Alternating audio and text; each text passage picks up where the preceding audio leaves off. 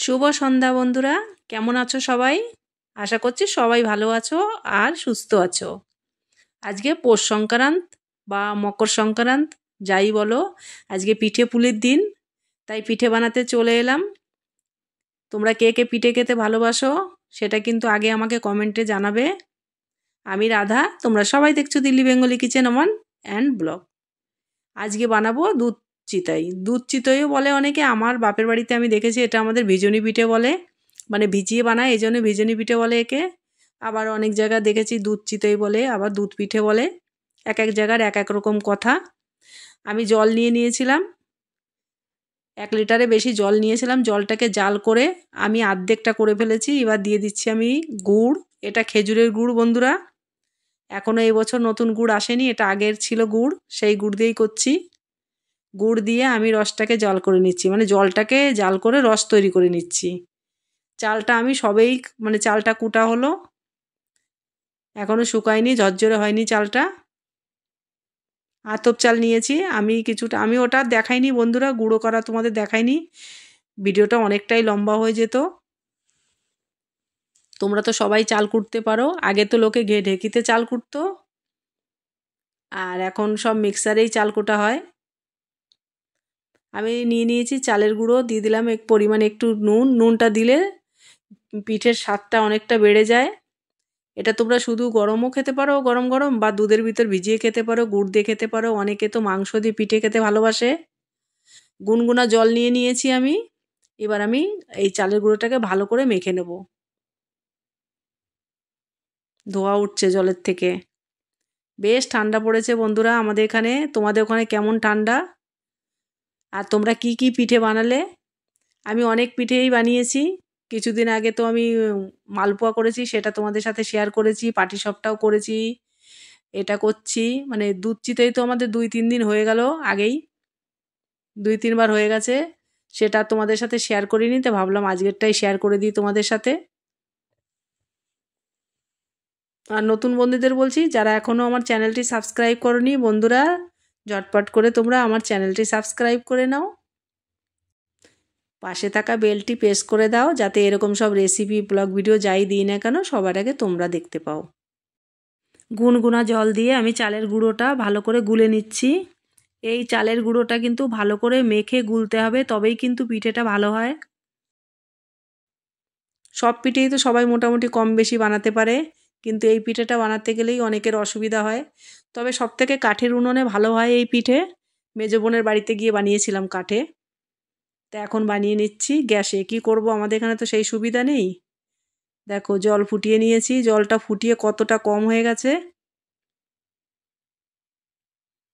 আমি একটা তেজপাতা দিয়ে দিয়েছি, তেজপাতা দিলে পরে দিলে পিঠের স্বাদটা বেশ ভালো লাগে, একটু পায়েস পায়েস গন্ধ হয়।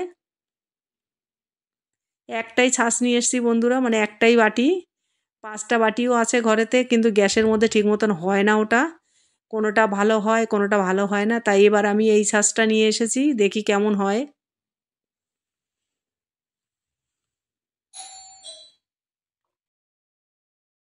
ওই ছাঁচের মধ্যে 7খানা বাটি টোটাল, কিন্তু বাটিগুলো ছোট ছোট। আমি ওটাও বানিয়েছি, ওটাও তোমাদের শর্টে আমি দেখাবো যে কত সুন্দর ছোট ছোট পিঠে হয়, আর ভিজে ভিজে কত বড় হয়ে যায়। আর ওর জন্য আমি এই একটা শাঁসই নিয়ে এসেছি, মানে একটা বাটিওয়ালা শাঁস। এটা হতে একটু টাইম লাগে, কিন্তু পিঠেগুলো ফুলে অনেক বড় বড় হয়ে যায়।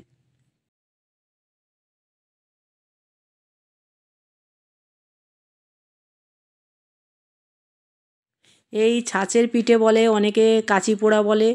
এই পিঠেটা কিন্তু গুড় দিয়ে, মাংস দিয়ে, তরকারি দিয়ে এক একজন এক এক রকম খায়। তার তো বন্ধুরা তোমরা কি দিয়ে খেতে বেশি ভালোবাসো এটা? বড় একটা চাকু নিয়ে নিয়েছি পিঠেটা তোলার জন্য। খুব রিস্কি হয়ে যায়, মাটির জিনিস বেশি জোরে মারলে আবার ফুটো হয়ে যেতে পারে, ভয় লাগে।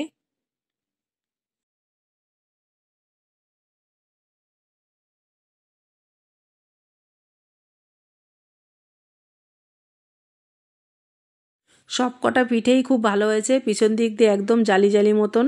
জালি যত হবে পিঠে তত ভিজবে, ততটা দুধে ভিজে মানে ফুলে যাবে আর নরম হয়ে যাবে পিঠেগুলো।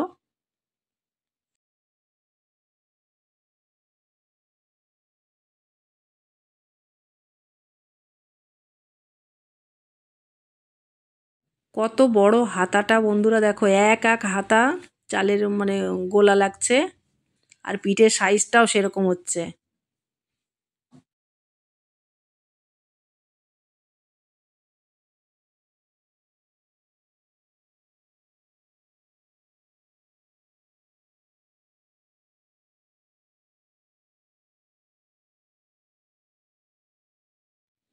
পিঠে যদি একবার ভালো হয় বন্ধুরা, শুধু বানাতেই ইচ্ছা করে, শুধু বানিয়ে যায় আর সবাই খুশি খুশি খেয়ে যাক।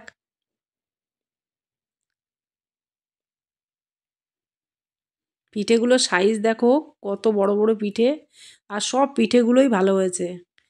অনেকে বলে চিতই পিঠে ফোলে না, কিন্তু চিতই পিঠে না ফুলে যদি চিতই পিঠেটা যদি ফ্ল্যাট হয় আর যদি ছিদ্র ছিদ্র হয়, তাহলে সেটাই পারফেক্ট পিঠে, যেটা দুধে দিলেও ভিজবে বা শুধু খেলেও ভালো লাগবে, বা গুড় দিয়ে বা কোনো তরকারি দিয়ে।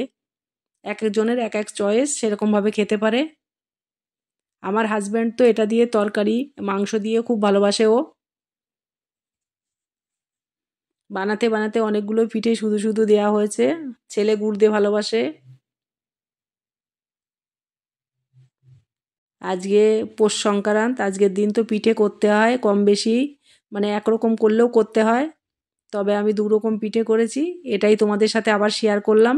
একবার আগে শেয়ার করেছি তোমাদের সাথে বোনের বাড়িতে, আবার ভাবলাম আমি যখন নিজে করছি এত বড় বড় পিঠের সাইজগুলো, তাহলে তোমাদের আর একবার শেয়ার করে দিই। তোমরা দেখো, ছাঁচ নিয়েও কিন্তু গ্যাসেতেও পিঠে করা যায়। এই দেখো পিঠেগুলো সব বানিয়ে রেখেছি বড় বড় সাইজের। টোটাল আমি 10 থেকে 12টা পিঠে করেছি, মানে ভিজিয়েছি, আর বাদ বাকি সবগুলো বানিয়েছি। খেয়েছে ওরা, এমনিই খেয়েছে। গ্যাসের জন্য মাঝখানে একটা জায়গায় একটু লেগে যায়, ওই গ্যাসের মাঝখানটা একটু ফাঁকা থাকে, ওটার জন্য এক জায়গায় একটু লেগে যায়। রসটাকে জাল করে আমি আগেই বন্ধ করে দিয়েছিলাম গ্যাস, গরম আছে রস, এর মধ্যে আমি এক এক করে সব পিঠেগুলো দিয়ে দেবো।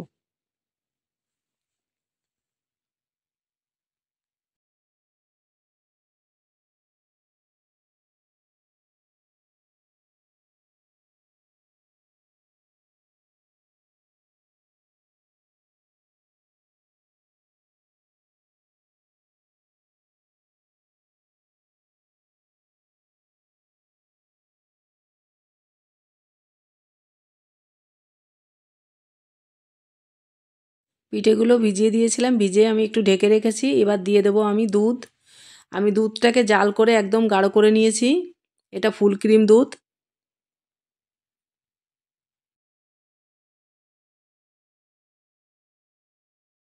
আমি 1 কিলো দুধ নিয়েছি, 1 কিলো দুধকে জাল করে আমি 500 মতন করে নিয়েছি।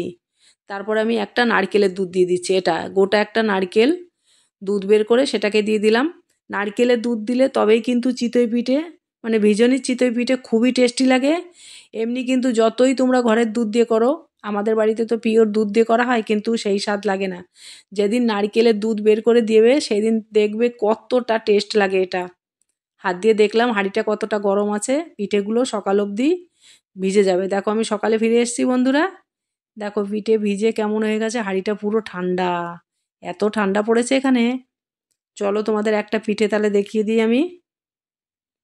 তাহলে আমার সকল বন্ধুরা, আমার রেসিপিটা যদি তোমাদের ভালো লেগে থাকে, লাইক কমেন্ট করে দিও, কাছের লোকেদের সাথে শেয়ার করে দিও, মানে কাছের লোকেদের কাছে শেয়ার করে দিও। আর আমার এই ছোট্ট চ্যানেলটি সাবস্ক্রাইব করে তোমরা সবাই ভালো থেকো।